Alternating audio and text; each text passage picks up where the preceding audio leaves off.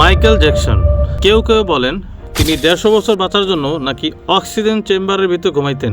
আবার অনেকেই ভাবতেন তিনি নাকি ইসলাম ধর্ম গ্রহণ করেছিলেন।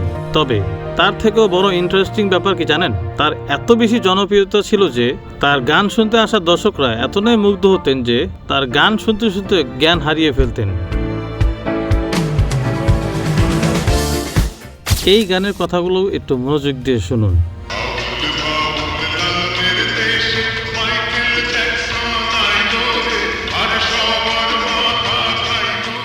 একবার চিন্তা করে দেখেন, বাংলাদেশের সিনেমায় একটা গান যা কিনা 1988 সালে, যার নাম ঢাকা 86, প্রয়াত নায়ক রাজ্জাক সাহেব, সেখানে তিনি এই সিনেমায় অভিনয় করেন। সেখানে তার মুখ থেকে শোনা যাচ্ছে মাইকেল জ্যাকসনের কথা। কিন্তু চিন্তা করার বিষয়, ওই 80 দশকে যখন বাংলাদেশের অনেক ঘরে টিভি পর্যন্ত ছিল না, তখন সেই সুদূর আমেরিকার একজন শিল্পী, যা কিনা দক্ষিণ এশিয়ার একটি ছোট দেশে, সিনেমাতেও তাকে নিয়ে গান গাওয়া হয়েছে।